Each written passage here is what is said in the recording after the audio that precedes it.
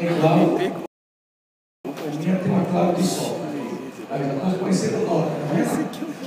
A flauta doce, flauta doce faz você também conhecer novas coisas.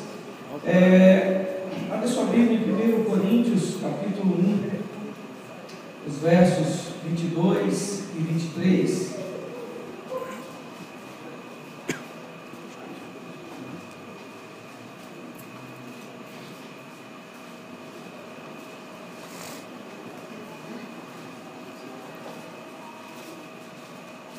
Além desses irmãos, nós temos a irmã Carla, como discipulado, o irmão Júnior, que não filmaram porque não estavam, né? Mas era a vez de vocês. Isso. Primeiro Coríntios 22 e 23. 1 Coríntios fica no Novo Testamento, irmãos. Depois dos Evangelhos, depois do livro de Atos, Romanos, se encontra 1 Coríntios. Quem encontrou, diga glória a Deus. Diz assim a palavra do Senhor: os judeus pedem sinais milagrosos e os gregos procuram sabedoria. Nós, porém, pregamos a Cristo crucificado, o qual de fato é escândalo para os judeus e loucura para os gentios. Permita-me, por favor, repetir a leitura. Os judeus pedem sinais milagrosos e os gregos procuram sabedoria. Nós, porém, pregamos a Cristo crucificado, o qual de fato é escândalo para os judeus e loucura para os gentios. Oremos. Senhor Deus, amado Pai, nós apresentamos o Senhor a nossa vida, apresentamos o Senhor o nosso coração e a nossa mente, pedimos que o Senhor leve os mesmos cativo a Ti nesse momento. Deus, nós repreendemos toda a articulação, toda investida do inimigo da nossa alma em querer roubar esse momento ímpar que é a ministração da Tua palavra. Cremos que a Tua palavra é poderosa para nos transformar, para nos edificar, para falar conosco, para renovar nossa fé, fortalecer as nossas vidas espirituais. Por isso, Pai, nós nos voltamos a Ti nesse momento. Me usa como canal de Deus, como veículo de Deus, que eu fale segundo os Teus oráculos. Ó Deus, que o Senhor me use de forma intrépida, de forma ousada. Ó Deus, estou aqui na Tua dependência. Em nome de Jesus, o povo de Deus, diga amém. Amém? Podeis assentar.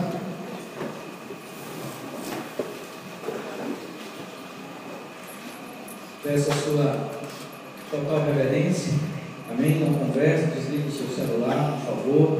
Não deixe o seu celular ligado. Se você está usando o celular para anotar mensagem, para ler na Bíblia, que agora tem esses aplicativos, você pode fazer, você pode utilizar. Mas fora isso, por favor, não entre em redes sociais, não entre em bate-papo. Toda a reverência ao Senhor, toda a reverência à casa de Deus é extremamente importante, tá bom? Em nome de Jesus. Meus amados, é notório que nós vivemos numa geração ávida e ansiosa por milagres. O texto que nós lemos aqui diz que os judeus procuravam sinais milagrosos. E assim como os judeus, nós vivemos numa geração tal qual era na época do apóstolo Paulo, que procuravam de forma ávida e ansiosa por milagres. Pessoas e mais pessoas vivem à procura do sobrenatural de uma forma desenfreada. Nesse contexto, nós podemos perceber que nas últimas décadas nós vemos pessoas correndo atrás de toda promessa que lhes alimente a esperança de presenciar, que lhes alimente a esperança de testemunhar um milagre. Nós vemos pessoas correndo, de igreja após igreja atrás de milagres. Nós vemos pessoas vazias, pessoas que não têm nenhum tipo de raiz na palavra, procurando se alimentar apenas de milagres. Muitos templos religiosos que exploram que exploram podemos dizer, esse frenesi do povo, né, que explora isso. Nós vemos esses templos lotados, semana após semana, nós vemos esses templos lotados. Basta você ligar a televisão, basta você ligar o rádio, porque as pessoas, elas estão procurando apenas os milagres, procurando por milagres. E por conta disso, amada igreja, muitos líderes que se dizem cristãos, muitos líderes inescrupulosos, tá? Inescrupulosos, fazem verdadeiras propagandas de milagres que nunca existiram. Que nunca existiram. Outros se aproveitam, né, esses mesmos líderes inescrupulosos, se aproveitam do mesmo ensejo para vender ilusões, né, prometendo em nome de Deus o que Deus nunca prometeu na sua palavra. Nós vemos pessoas prometendo coisas que Deus nunca prometeu na sua palavra. Meu amado, minha amada, não fale aquilo que Deus não falou, não diga o que Deus não disse. E o que nós vemos hoje é muita coisa sendo dita sem que Deus houvesse falado. É o que nós presenciamos hoje. Eu quero deixar uma coisa bem clara para a amada igreja, bem clara, que isso fica equacionado no seu coração. Eu não estou dizendo com isso, por favor, eu não estou dizendo com isso que Deus não opera milagres, não é isso que eu estou dizendo, tá? Eu não estou dizendo que Deus não opera milagres, pelo contrário, eu reafirmo a minha convicção, eu reafirmo a minha fé de que Deus opera milagres, sim, de que Deus é um Deus de milagres. A minha vida é uma vida de milagre. Milagres aconteceram na minha vida. Eu seria tolo, eu seria ingênuo de dizer que Deus não opera milagres. Eu estava indo de encontro, primeiro, à Bíblia, né? Segundo, eu estava indo de encontro à minha fé, se eu não cresce em milagres. Eu acredito em milagres. Irmão, diga para a pessoa que está ao seu lado: Deus opera milagres. Irmão, diga: Deus opera realmente milagres. E Deus faz milagres ainda hoje. Quem crê, diga glória a Deus. Deus opera milagres. Entendeu por quê? Deus não mudou, Deus não muda, Deus é imutável. Não é verdade? Deus tem esse atributo, imutável. Deus não muda. Ele é o mesmo ontem, Ele é o mesmo hoje, Ele será o mesmo sempre. Deus não muda. Amém? Deus faz o que quer, como quer, no tempo que quer, da forma como Ele quer, para o louvor da sua glória. Deus faz, Deus opera melhor. O que eu quero dizer, meu amado, minha amada, o que eu quero dizer é que o Evangelho não é essa bagunça que nós vemos, que nós presenciamos e que nós assistimos. O Evangelho não é essa bagunça. O Evangelho não é uma loja em que você chega e você, eu quero isso, eu quero aquilo, eu quero aquilo, eu quero isso aqui. O Evangelho não é isso. A igreja, ela não é um balcão, e Deus não é um atendedor de pedidos, irmãos. A igreja é a casa de fé, onde nós nos reunimos para louvar a Deus, para adorar a Deus, independentemente daquilo que nós vamos receber ou não. Nós temos que louvar ao Senhor. Nós estamos indo agora, seja no deserto, seja no oásis, né? Eu não deixarei de louvar a Deus. A igreja é o encontro da família da fé para glorificar a Deus e não para pedir. Claro que existe a oração e Deus atende nossos pedidos quando esses pedidos estão coerentes com a sua vontade.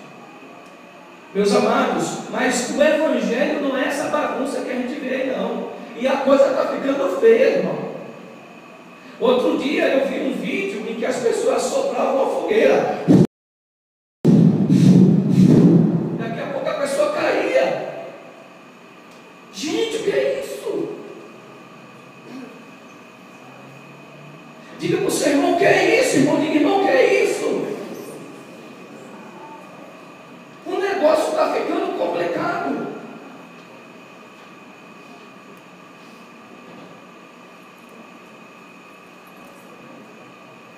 Outra coisa importante que nós precisamos entender é que, por mais, preste atenção, por mais que legítimos sejam os milagres, por mais legítimos que sejam os milagres, eu quero dizer para vocês que os milagres não são o Evangelho. Os milagres fazem parte do Evangelho, mas os milagres não são o Evangelho. E o tema da nossa mensagem é exatamente esse: os milagres não são o Evangelho. Tem pessoas que pensam que o Evangelho se resume única e exclusivamente em milagres.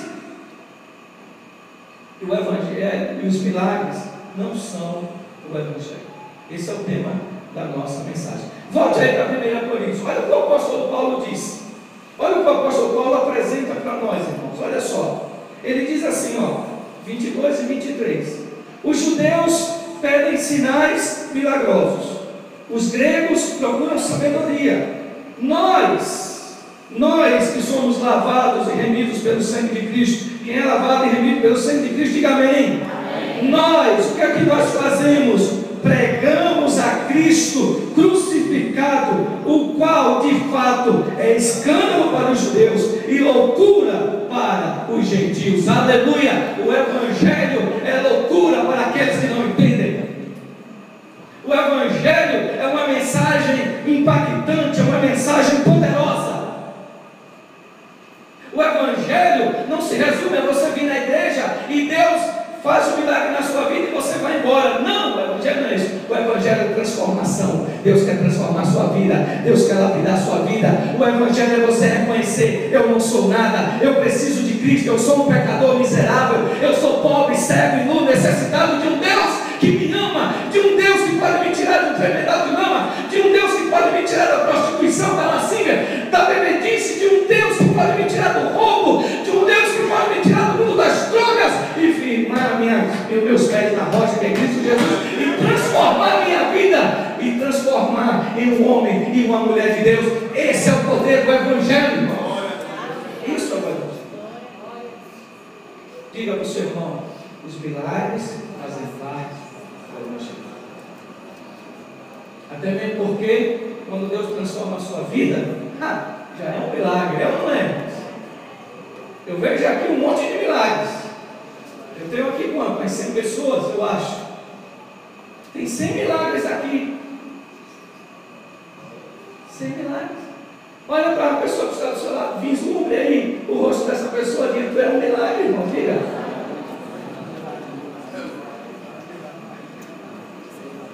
Amém?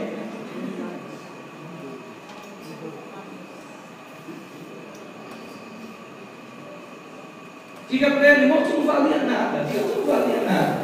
Tu não valia uma pataca furada. E hoje tu és precioso aos olhos de Deus.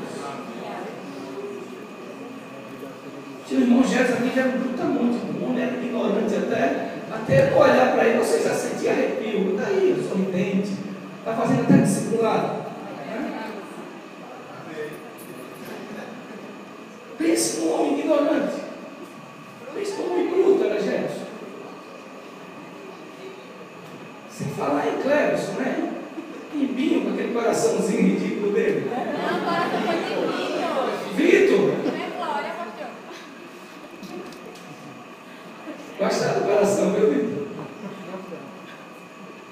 Não era nada. O Evangelho transformou nossas vidas. Amém?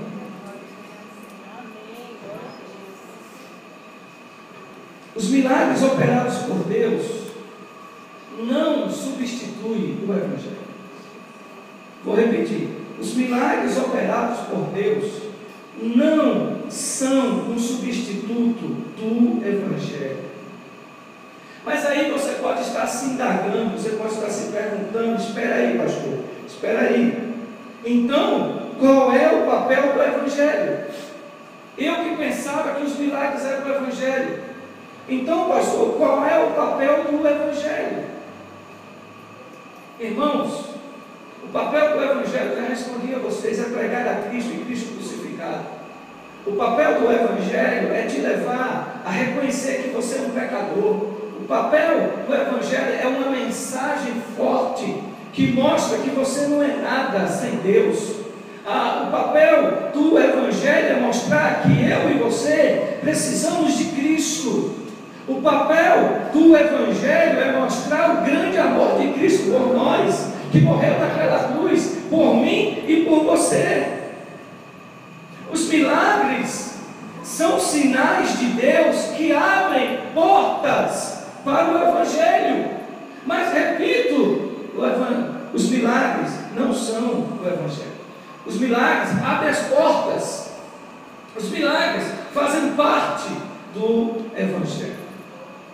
Por exemplo, os milagres não trazem salvação. Os milagres não trazem, os milagres não salvam você. Não te salva. O milagre pode trazer uma alegria, né? Pode não, traz uma alegria, traz um êxtase naquele momento, mas passa. O Evangelho não. O Evangelho traz salvação para você e permanece. Amém? Só o Evangelho traz salvação. Você pode repetir isso comigo? Diga, só o Evangelho traz a salvação. Você pode dizer novamente, vamos lá? Só o Evangelho traz salvação. Para que não fique nas minhas e nas suas palavras, vamos para a Bíblia, Romanos capítulo 1, verso 16, por favor. É só você folhear algumas folhas para trás. Romanos capítulo 1, verso 16.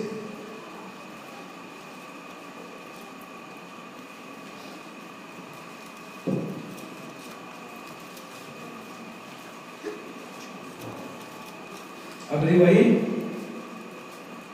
Quem abriu, diga glória a Deus.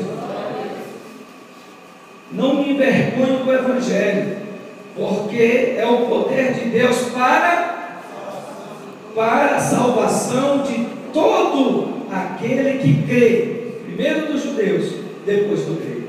Vou repetir: não me envergonho do Evangelho, porque é o poder de Deus para a salvação de todo aquele que crê, primeiro do judeu, depois do grego. Percebam vocês, olhem para mim por favor, percebam vocês que aqui não está falando que um milagre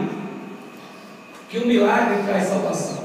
Percebam vocês que aqui está dizendo que através do milagre Deus salva a nossa vida. Não, aqui está, é claro, esse versículo é claro, esse versículo é objetivo ao dizer que o Evangelho é poder de Deus para a salvação de todo aquele que nele crê. Quem creu em Jesus aqui, diga glória a Deus. É salvação para a sua vida. Você que ainda não creu, porventura, você que é um simpatizante, eu acho bonito o Evangelho, eu acho bonito vir para a igreja, eu acho interessante as músicas, eu acho bonito aquilo tudo. Você que ainda está no campo de achar as coisas bonitas, eu quero dizer para você que só Jesus salva. Só a mensagem do Evangelho, as boas novas de salvação, é que salva a sua vida. Milagre não salva. Pode lhe trazer, repito, uma alegria momentânea, mas a salvação da sua alma, só você entregando a sua vida a Jesus. Voltando ainda aqui para os milagres, a Bíblia fala, irmãos, de 3 gerações em que os milagres foram mais acentuados. 3 gerações, preste atenção, 3 gerações, 2 gerações do Velho Testamento e uma geração do Novo Testamento, fora tantos outros que experimentaram grandes milagres. Se você for ler a Bíblia, você vai ver inúmeros, vários milagres, milhares de milagres que a Bíblia relata, mas 3 gerações em especial, né? O que é uma geração? Uma geração ela é composta até 50 anos, não é? Então, 3 gerações presenciaram mais do que ninguém milagres, e milagres acentuados. Essas gerações tiveram o privilégio de presenciar grandes, irmãos, agora eu digo grandes, não é milagre pequeno não, grandes milagres e poderosos milagres.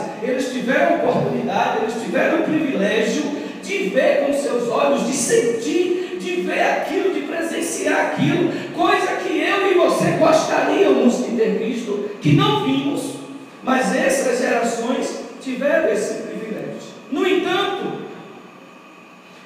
essas 3 gerações são consideradas pela Bíblia as mais incrédulas que já existiu na face da terra. Presenciavam milagres, mas eram incrédulos, murmuravam, reclamavam, nada estava satisfeito para elas. Isso mostra que os milagres não trouxeram nenhum tipo de transformação na vida dessas gerações. São as gerações de Moisés, a geração do profeta Elias e a geração dos apóstolos, dos discípulos de Jesus. 3 gerações que vivenciaram grandes milagres. A geração de Moisés, por exemplo, eu vou aqui refrescar sua memória. A geração de Moisés viu as 10 pragas do Egito, viu a água se transformar em sangue, depois voltar ao normal, viu as pragas de rãs, viu os piolhos, né? Viu gafanhotos, e a última praga, a morte dos primogênitos, onde os primogênitos do povo de Deus foi poupado. E aí Faraó expulsa o povo e manda tirar, leve tudo que você quiser, leve boi, leve ouro, leve. E o povo do Egito dava, não leve, vão embora, sai daqui, pelo amor de Deus. E o povo viu aquilo, o povo foi embora, o povo presenciou a abertura do mar vermelho. Irmãos, eu gostaria de ver aquilo, se no céu tiver um videotape. Eu sou do tempo de videotape, ainda tem isso? Bom, no céu, se tiver uma sala de cinema, né, eu quero ver essa cena, porque eles viram o mar se abrir, irmão,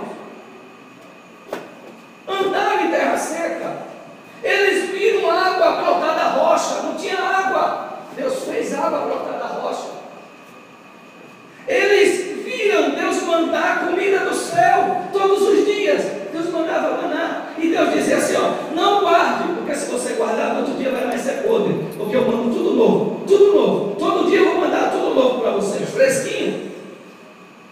O povo viu aquilo, aí o povo reclamou, não quero mais isso não quero mais comer esse negócio não, eu quero carne. Aí Deus mandava aves para o povo comer carne.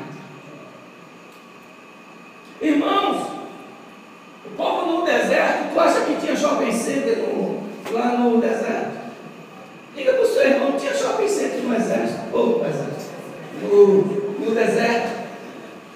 Pergunta, tinha a feirinha do tabuleiro lá no deserto? Pergunta, tinha a feirinha lá no tabuleiro? Tinha Toritama? Pergunta, tinha Toritama? Para comprar roupa? Santa Cruz, do Capibaribe? Tinha não, irmãos. Tinha não. E como é que o povo se vestia? Como é que o povo se vestia? Irmãos, a Bíblia diz que as roupas deles não se desgastavam. A Bíblia diz que à medida que as crianças iam crescendo, a sandália crescia junto. Não se desgastava.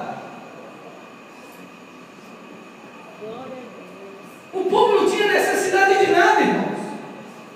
Mas era um povo que reclamava, que murmurava. Leia a Bíblia, leia lá em Gênesis. Você vai comprovar isso que eu estou dizendo.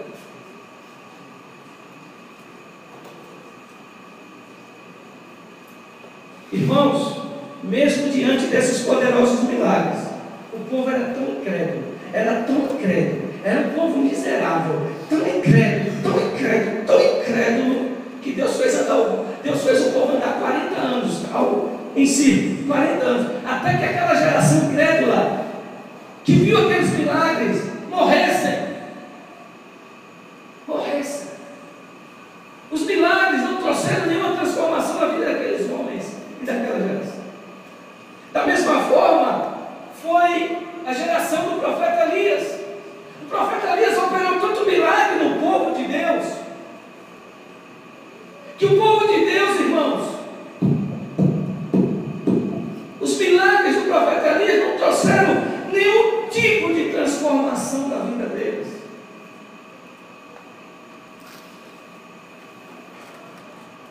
Pergunte ao seu irmão: você faz parte dessa geração? Pergunte a ele: você faz parte dessa geração?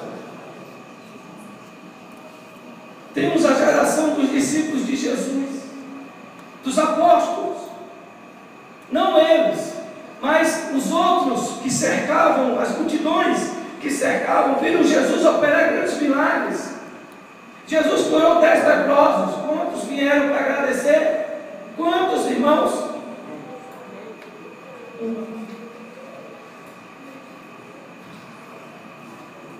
Jesus fez diversos milagres. E aquela geração, alguns tiveram a vida transformada pelo poder do Evangelho, não pelos milagres, porque para eles tanto faz como tanto fez. Os milagres aconteceram, né? Eram ingratos, voltavam.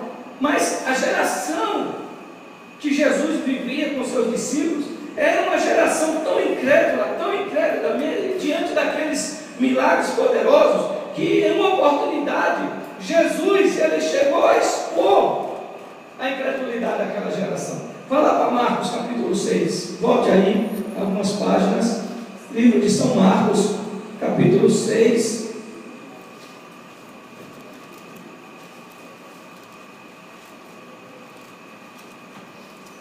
Seis.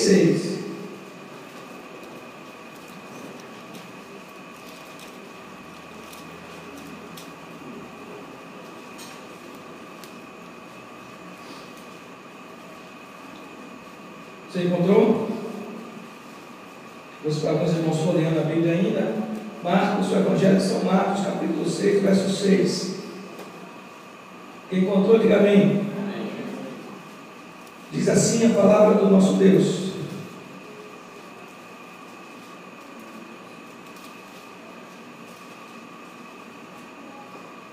e ficou admirado com a incredulidade deles. Olha o que Jesus sentiu diante de tantos milagres que ele havia feito.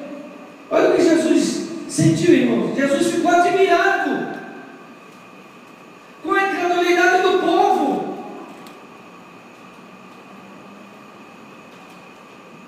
Isso mostra que milagres não transformam ou não geram fé no coração da maioria.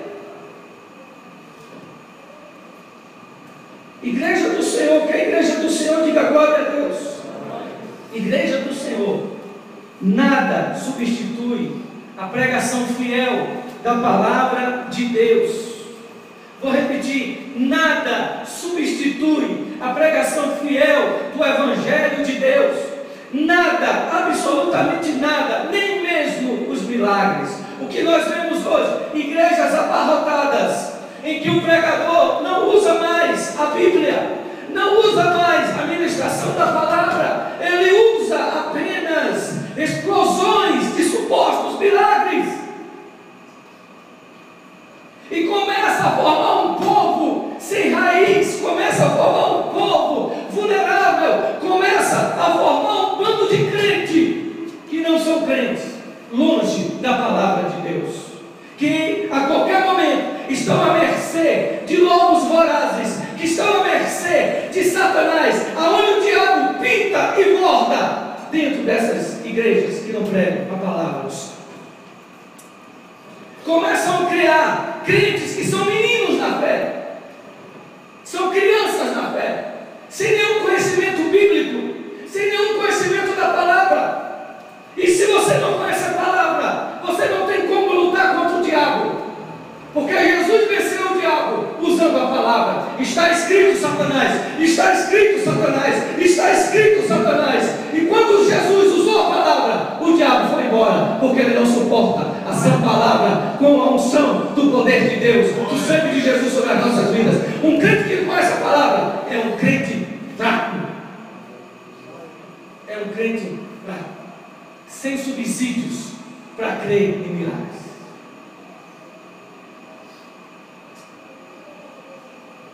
No livro